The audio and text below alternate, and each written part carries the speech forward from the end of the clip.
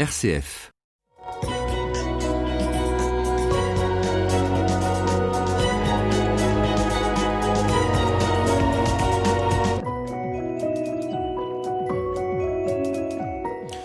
Il y a quelques jours, au mois de juin, la commission Sauvé, la commission indépendante qui travaille actuellement sur les abus sexuels dans l'Église catholique, faisait un bilan d'étape. Au moins 1500 auteurs et pas moins de 3000 victimes pour son président, le haut fonctionnaire Jean-Marc Sauvé. Et ce n'est peut-être que le début. Le travail de la commission continue. Comme dans d'autres diocèses, elle a travaillé dans les archives du diocèse de Luçon tout récemment. Depuis l'automne 2018, le diocèse de Luçon prend en bras-le-corps cette question et souhaite briser le silence en écoutant les victimes. Ces victimes, elles sont avec nous aujourd'hui car elles ont droit à la parole. 2 d'entre elles ont été invitées à témoigner de leur histoire, de leur souffrance sur cette antenne.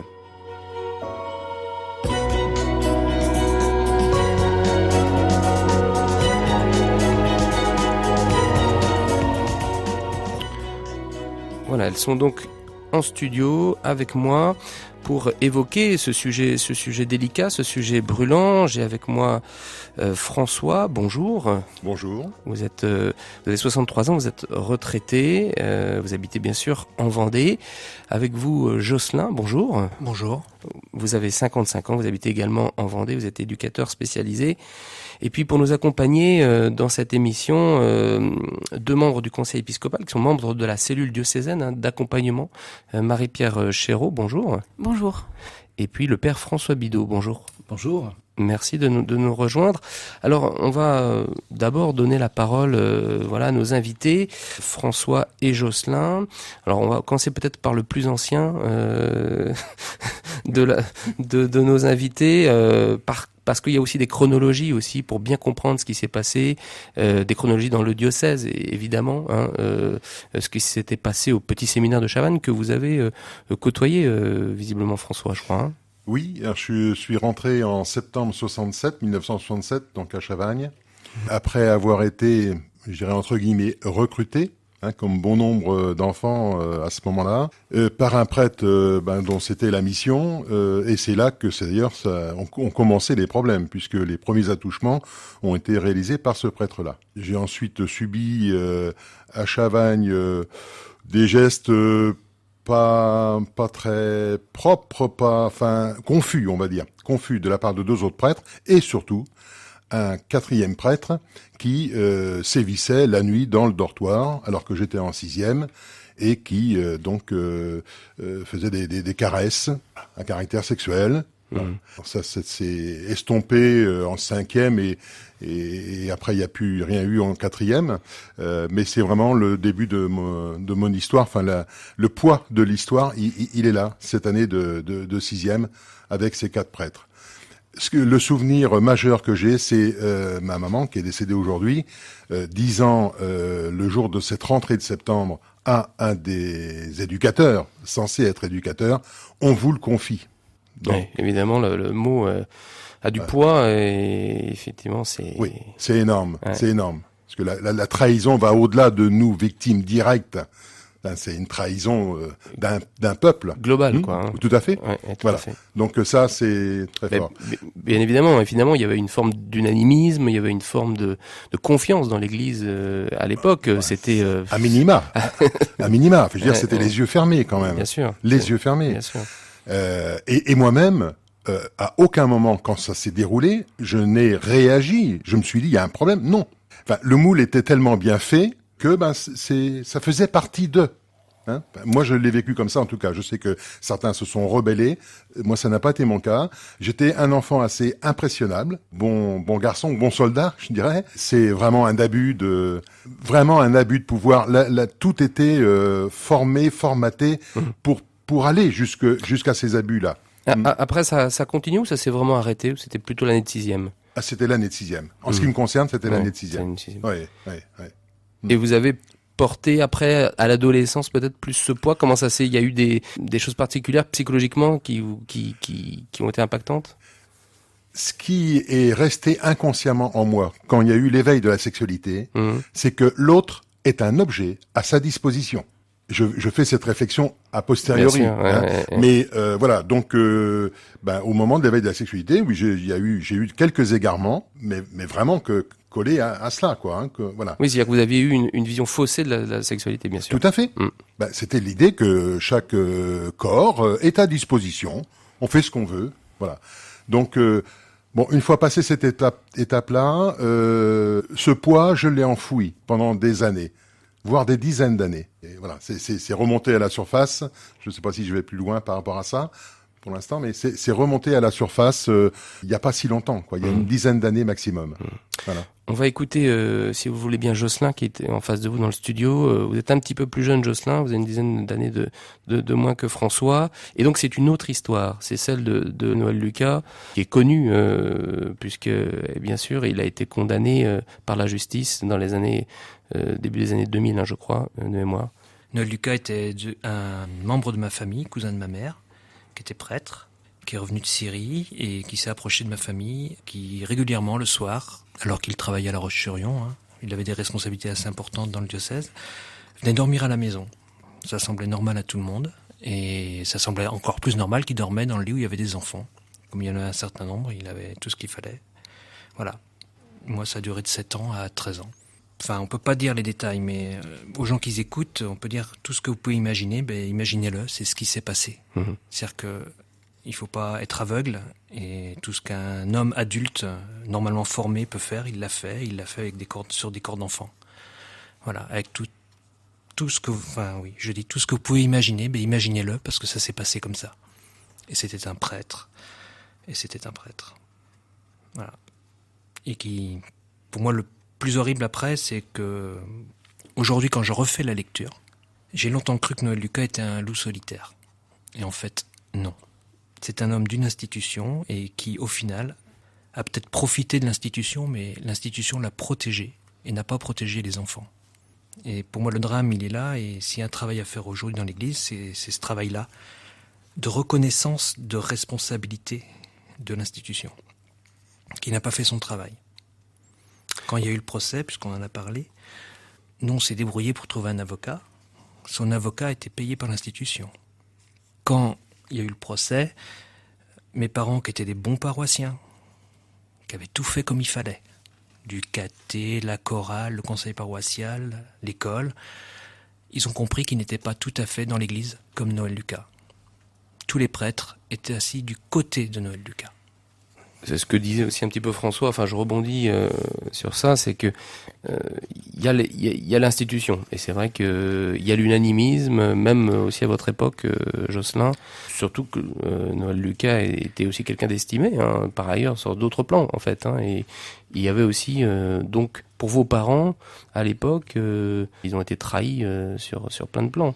Oui, ils avaient confiance, et ils ont été trahis, ils nous l'ont dit. Je vais revenir, parce que j'ai un leitmotiv. Mes parents m'ont demandé pardon. L'Église ne m'a encore rien demandé. Rien. Comme si elle n'avait jamais reconnu qu'elle avait une responsabilité. Et pour moi, le drame, de plus en plus, il est là. C'est-à-dire que l'Église qui se prétend experte en humanité, en éducation, elle n'a rien fait. Et il y avait des moments où elle aurait pu arrêter Noël Lucas. Dès 1967. Et elle ne l'a pas fait. Pourquoi ? Je sais pas. En tout cas, si des adultes avaient fait ce qu'il fallait, Noël Lucas n'aurait jamais fait ce qu'il a fait. Alors évidemment, le poids, il a été là. Jocelyn, comment ça s'est traduit après, dans les années après, porter ça, évidemment? En fait, pendant des années, j'ai pas porté grand-chose, parce qu'on a une faculté d'oubli qui est assez étonnante, et de vie comme si... Enfin, je sais pas, c'est un de mes frères qui m'a ramené ça à la figure un samedi après-midi, aux Essarts, je m'en souviens bien. J'ai commencé par lui dire que c'était pas vrai. Voilà, j'ai pu lui dire que c'était pas vrai. C'est incroyable. Je l'ai rappelé après, bien sûr, mais voilà. Donc c'est des choses qui remontent, qui en fait, quand elles remontent, elles sont... Des fois, j'ai l'impression d'avoir encore 10 ans quand j'en parle, en fait. Et avec des choses qui ne s'expliquent pas dans ce qui remonte dans l'émotion, dans une forme de douleur, je sais pas. Mais je reste pas à être victime. Ma vie ne se limite pas à ça. Je fais des tas de choses et je vis de tas de choses, et c'est pas Noël Lucas qui guide ma vie, heureusement. Alors Jocelyn, vous parliez justement de l'Église qui a évidemment n'a pas fait grand-chose à l'époque, évidemment. Aujourd'hui, on est dans un autre contexte, et c'est peut-être d'ailleurs pour ça, peut-être on peut dire un mot, le père François ou Marie-Pierre, sur finalement les archives diocésaines qui s'ouvrent, notamment à la commission Sauvé. Je pense que c'est important de le dire.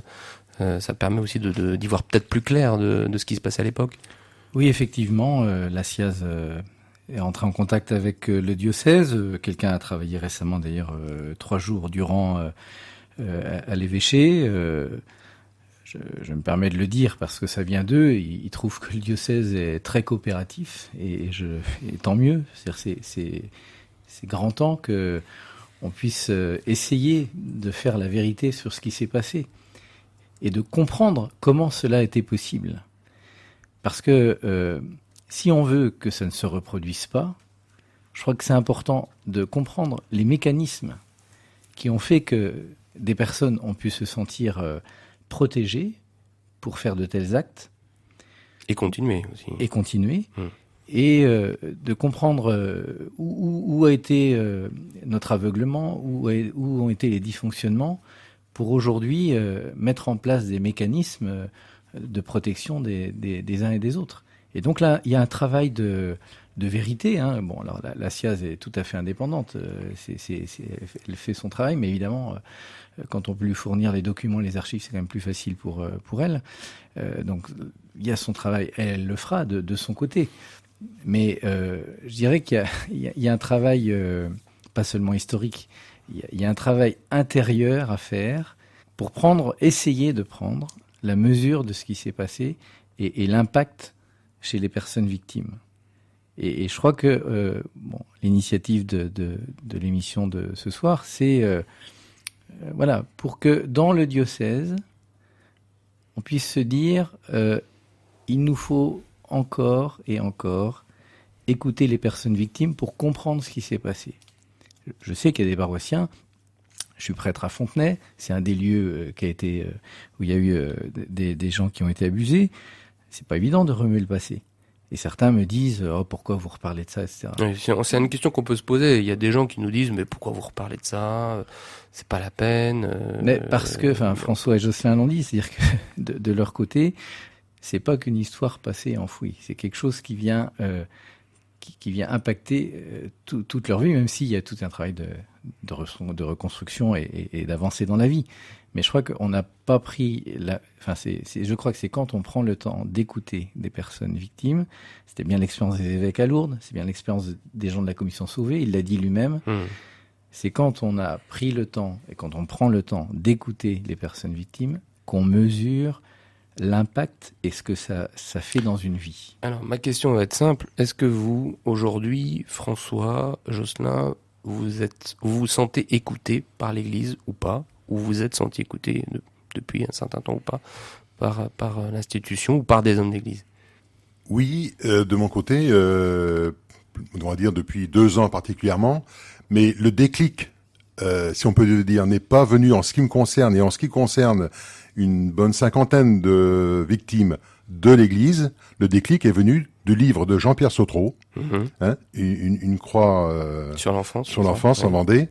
Que Jean-Pierre, que j'ai vraiment remercié parce que il a permis justement voilà cette expression, il a permis que tout ça sorte du boisseau, quoi. Voilà.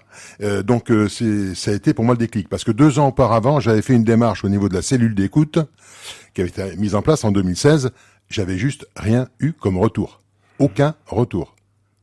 J'avais fait parce que ça demande du courage tout ça. Ça demande du courage quand on est victime. Et si, personnellement, si je suis là d'ailleurs aujourd'hui, et merci de m'avoir invité, c'est parce que je sais que c'est pas rien. Et que d'autres, si ça peut servir pour d'autres, c'est bien aussi. À la fois, c'est pas rien de prendre le courage de dire, de témoigner comme on l'est. C'est aussi pas rien d'écouter aussi, de prendre à bras le corps le sujet pour l'institution qui hérite aussi quelque part de ça en fait, aussi tout à fait. De finalement de ses prédécesseurs. Tout à fait. Je ne sais pas qu'elle hérite. Enfin, faut accepter que ça fasse partie de l'histoire. Ouais. C'est pas quelque chose qui a été donné, c'est quelque chose qui a été fait en interne, uniquement par des cathos, uniquement par des prêtres.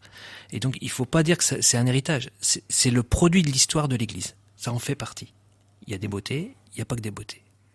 Bien sûr, mais l'héritage peut être positif comme négatif. Hein. Je voulais ajouter, une fois dit ce que j'ai dit par rapport au livre de Jean-Pierre Sautreau, que j'ai eu un très bon échange avec le père Jacolin, notre évêque, suite à la lettre que je lui ai adressée, qui a enclenché un certain nombre de démarches, y compris de mon côté, enfin on pourra en reparler, mais donc là il y a eu une vraie écoute, et franchement j'ai été... là, j'ai vraiment ressenti que il y a un cliquet qui est en train de passer, quoi. Hein. On allait aller prendre le dossier. Voilà. J'ai regretté, par contre, inversement, un temps trop long l'année dernière, quoi. Ça, voilà. Parce que c'est important dans ces cas-là. On dit, oui, on parle peut-être trop de ce sujet en ce moment.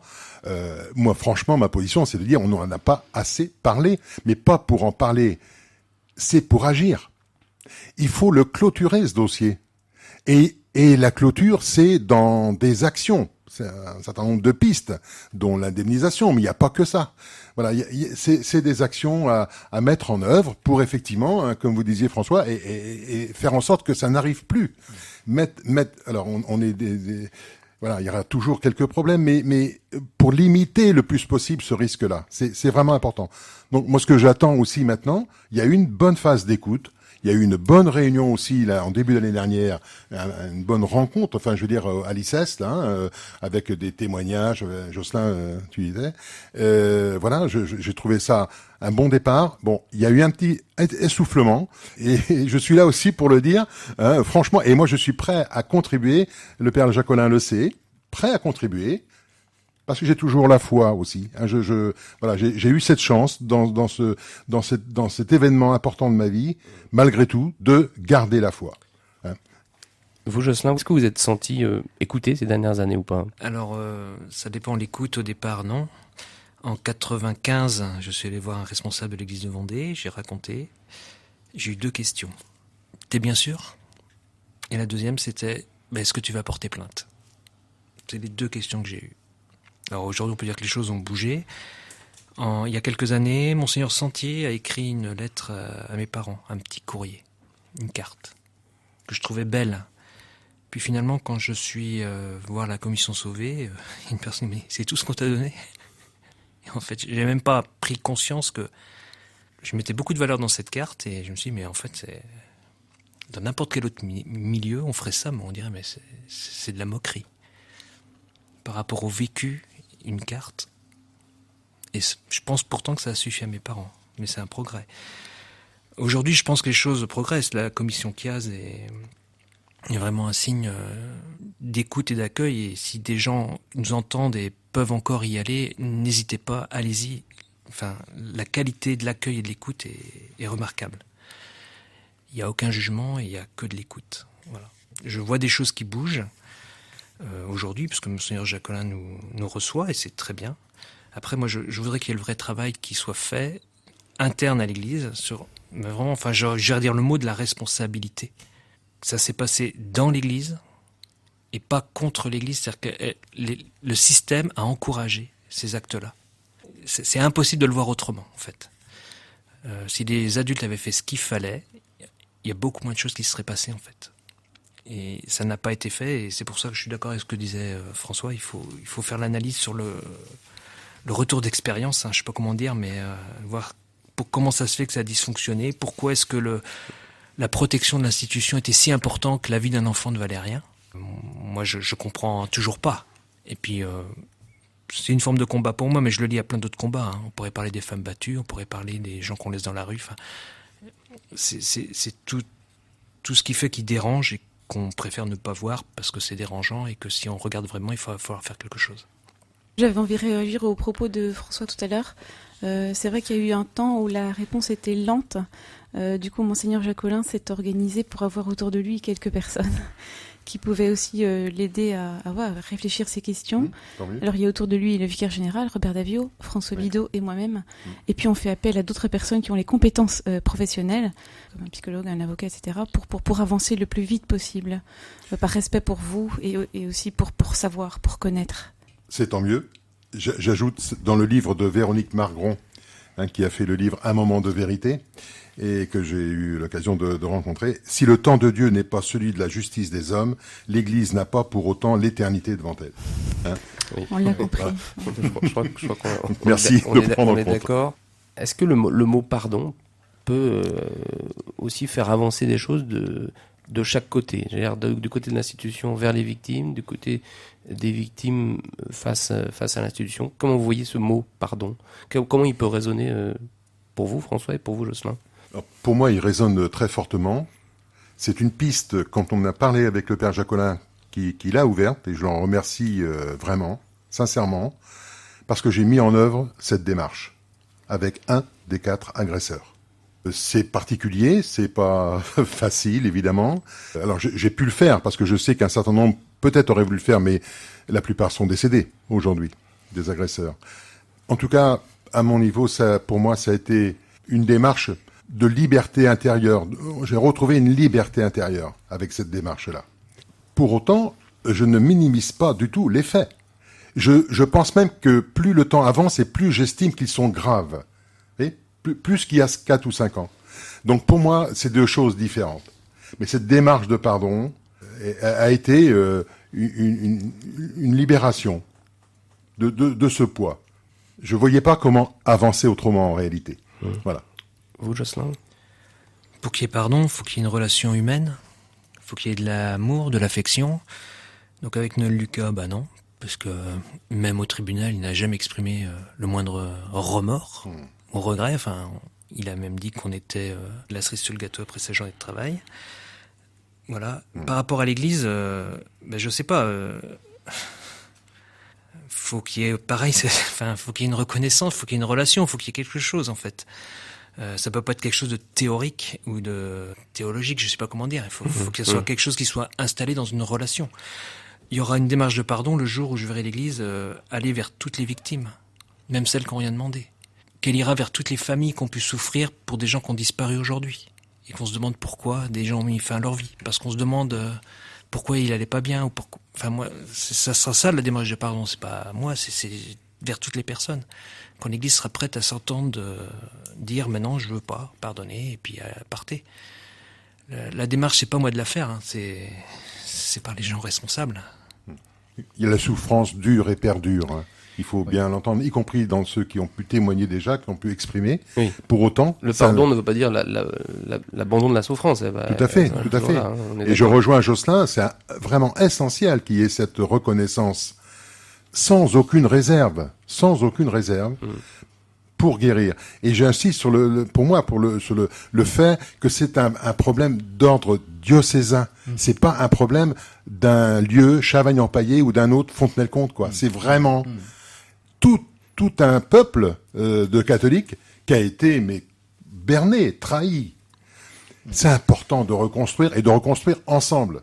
C'est pour ça que Monseigneur Jacolin a souhaité qu'il y ait une rencontre au mois de janvier dernier. Donc il y a une rencontre ce 4 juillet avec les personnes qui le souhaitent. Parce qu'on sent bien que s'il y a quelque chose à faire, ce sera à faire avec les personnes victimes. Et que nous, on peut avoir des bons sentiments ou des idées, mais si on les confronte pas au regard des personnes victimes, on peut être complètement à côté de la plaque. Et soyons clairs, ce soir, François n'a pas été choisi parce que pour lui, c'était important de parler du pardon. Il y a des personnes victimes qui ne peuvent pas entendre parler du mot pardon. Et il faut l'entendre. Voilà. La question qui se travaille, alors pas seulement au niveau diocésain, mais au niveau aussi en lien avec les évêques de France, il y a 4 commissions qui travaillent, et notamment une sur la question, mais voilà, quel type de reconnaissance? Quand la justice ne peut plus passer parce que les faits sont prescrits, parce que les auteurs sont a priori sont décédés, et donc il n'y a pas de jugement possible, qu'est-ce qu'on fait? Et c'est encore une question un peu ouverte quelque part ou en réflexion. Il faut la travailler, ça se travaille, c'est pas simple. Mais effectivement, qu'est-ce qu'on va pouvoir faire pour signifier cette reconnaissance de ce qui s'est passé? Quel acte, quelle mémoire de ça? Si ça a été possible, qu'est-ce quelle vie d'église aujourd'hui pour que ça se reproduise pas? Je pense qu'on peut dire que pour le diocèse de Luçon, il y a un processus qui a commencé. On a compris qu'il ne devait pas traîner et que le rythme devait être cadencé. Mais il faut aussi qu'on aille au rythme des personnes qui souhaitent parler et de pouvoir accueillir toutes celles qui arrivent encore. Parce qu'il y a encore des personnes qui demandent la parole et qui viennent. Et il faut pouvoir avancer ensemble. Et aussi. si quelqu'un écoute cette émission, qu'il a des choses à dire, vers qui peut se tourner ? Alors, il peut se tourner vers la cellule de Nantes, qui est une cellule qui est organisée des 5 diocèses de nos pays de la Loire. Le numéro, on vous le donnera à la radio. Et sinon, il peut appeler le téléphone de la SIAZ. Donc, la SIAZ, qui est cette commission indépendante sur les abus sexuels dans l'Église, et qui n'ont donc pas un service d'Église, mais qui recevra aussi votre témoignage. Et je me permets d'ajouter, il est important que l'Église soit aussi en lien avec tous ceux qui ont quitté l'Église, qui sont totalement décrochés, et il n'y a pas de jugement aucun, on le comprend, mais c'est important. C'est encore plus important à la limite que pour nous. À tout le monde. Ah oui, tout à fait. Les victimes doivent parler, mais les proches des victimes peuvent aussi s'adresser à la CIAZ. Merci. On va se quitter. Merci d'avoir été les invités de cette émission qui était importante. On est aussi heureux que la parole ait pu aussi être libérée aujourd'hui sur notre antenne, sur RCF Vendée. Merci en tout cas à vous quatre. Au revoir. Au revoir, merci. Au revoir, merci.